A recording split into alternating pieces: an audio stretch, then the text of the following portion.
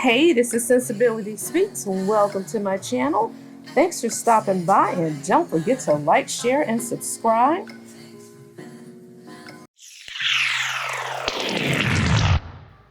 All right, y'all, it is about that time. Let's sip some sensibility, shall we?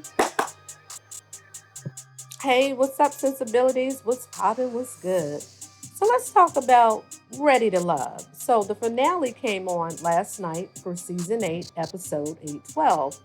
And I was doing a temperature check, just trying to gauge what the social media streets were saying. What is the sentiment of the viewers? Some people felt as though the finale was anticlimactic, others felt it was predictable, and some actually liked it. So let's kind of break it down, shall we? Like a fraction. Let's get into it. I just need advice from the ones that love and know you the best. You're fat. Child, I'm not even going to hold y'all. When it came down to the cast members meeting the respective potentials, mama, daddy, sister, brother, uncle, distant cousin, far removed, kissing cousin, or whoever, I think they were pretty much spot on because oftentimes you're going to ride hard for your family. But let's kind of get into it a little bit. He wants kids, but it may not be, right now. If he's going to be taking his time, some things are going to come off the table. So here's the thing. Oh boy, did have a point. Quinton does have more time if he wants to procreate and start a family. Janelle, not so much if she wants to do so biologically. She said she wanted to adopt, but at least she's standing 10 toes down in the fact that some things may have to come off the table if he's not ready to jump off the deep end, so to speak, with her right away. But looking at Quinton's face after she said that, he looked like a damn deer in headlights. Child, somebody please come rescue him. Level of respect that I would want from my partner. So at a certain point, it becomes like, do you really care?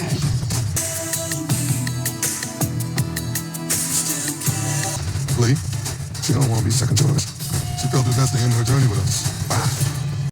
And baby, shout out to Lee. Now that's a sister who knows her worth, okay? She won't sticking around for you to damn tell her that she was second fiddle, second choice, and you won't go with her. Hell, she knew that when y'all were back at the little trip away at the house and y'all fishing and carrying on, and Miss Mean Girl, okay, with her old thirsty arse. Yes, Janelle, you're thirsty, man. When y'all on the pier and she calling you like, Quinton, and she calling you just being funny. She knew what she was doing. But if I was Lee, quiet as it's kept, I probably would have self-eliminated a little bit early. But she did have a possible connection with Chris, even though I don't see that either because, in my opinion, he just got too much.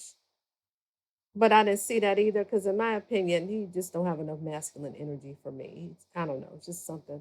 I'm not questioning his sexuality because that's neither here nor there, but he's just a little soft to me. I'm just saying, child. Aesthetically, Lee puts me in the mind of Portia in her voice, but honey, child, men should be beating down the door trying to get to you. Child, people be joking saying Miss Janelle did a root or did some damn voodoo on him or whatever, but whatever the case may be, that's what he wanted, child. But shout out to Lee for knowing her worth, okay? I admire you a lot. I admire who you are, the things that I've been able to learn about you, the experiences we've been able to share. One of the biggest things for me in playing a spouse is being able to laugh and have a good time.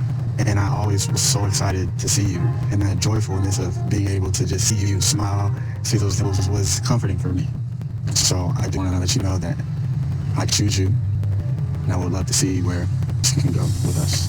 The only questions that we have is kids, but I definitely would be open to adopting a child, and I'm more so concerned about my person than the kids for me. So being here today, letting Janelle know that I choose her, it means the world, and I hope it resonates with her. Okay. You are incredible, Quinton. It's been my esteemed pleasure to have gone through this with you. Definitely awakened some things in me that I didn't realize were there. We did have some concerns about our age difference, so we had to figure out what that really looks like for us. But it's not something I worry about or think about until it absolutely comes up. I feel like you get me, you understand me. I appreciate how loving and caring you have always been towards me. So today, I unequivocally choose you. I know it took you some time to get to the place that you wanted me to be. It feels good to kiss Quinton. We have been waiting for this kiss, and this is the moment. It feels great to be ready to love now. She is a beautiful woman who has been so caring and thoughtful towards me. You can connection with me and her has been nothing but easy. What I'm doing. Every day. I am hoping that we can have a really beautiful fairy tale love story. How you feel? Terrifying. I got you. I'm ready. Okay, so I'm gonna keep it a buck with y'all. And just seeing their chemistry and how each one of them light up when they're around the other, I can kind of see them working. Now, the age gap, the 9 years, for my taste and for my palate, that's too big of a spread. But shit, you never know. Even though, yeah, she's a mean girl, she can be a witch, as it were. Okay, beefing with the other women. As she about to start getting into it with Tequila at the reunion. We'll talk about that a little later. But I don't know. They seem like they're honest with each other because he's more concerned about someone who is doting on him, who's caring, who's affectionate, or who's in tune to him. So they seem to be aligned in that aspect. Now, I don't know if the chemistry is just a physical thing, but let them tell it. Mentally, they're all on the same plane as well. And she said the exact same thing. He's adoring, he's caring, attentive. So I don't know. Time can tell. Now, can they go the distance? I don't know about that. Because when reality sets in, once the newness wears off and the shiny penny is a little bit tarnished as time goes on and life starts lifing, and say they do get engaged and get married or what have you, or have a long-term relationship, she needs to have kids yesterday. I mean, by her own admission, this is what she wants. And even though he says he's willing to adopt, I just look at the practicality of it all. Say she's turning 50, right? In what, 8 years, give or take? And then, shit, that Bama just turning 40. You know what I'm saying? He's still got a little piece of youth to him. So, I don't know. I'm not a proponent or a huge fan of a woman being that much more older than a man because aesthetically and visually, men just tend to be more shallow. I mean, I'm just saying. And I really thought that Lee was a better fit for him just because they both work out. They have that in common, but she seems to be a little bit more introverted. And not that he's like an extreme extrovert that I can see, but he's pretty laid back. But I guess, you like who you like. You're attracted to who you're attracted to. And he just had more of an affinity to Janelle, okay? So y'all drop that in the comments and y'all tell me what y'all think. Is he willing to sacrifice his own needs and wants of wanting to have 3 kids or so, and she's just wanting to have one and preferably adopt versus having a biological child?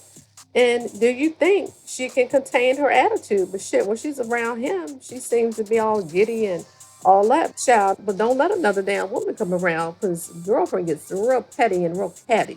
Okay, and she stakes her claim. Girlfriend is very territorial. But y'all drop that in the comments and y'all tell me what y'all think. But I can see them doing their thing at least for a little bit because they have a strong attraction and sometimes love wins, right? Or lust wins. But let's look at this little clip of the reunion. And I think I'm going to do a part 2 to this because I wanted to talk about Morier and Jessica as well as Aries. And Lord, I can't even remember another guy's name. That's a damn shame, but I will by the next video. Anywho, let's look at this little clip and then we're going to close this thing out. We'll do a part 2, I think. Somebody's feather. I'm ready. Let's go. Willis, do you want to fight me? You're messing up your feathers. Now, I know Janelle was beating with, was it Katarina, Kira, or whoever, and pulling up on folk condos and whatnot. But why she beefing with Tequila? Child, y'all let me know. Drop down. This is Sensibility Speaks. Thanks for stopping by, and don't forget to like, share, and subscribe. Bye-bye.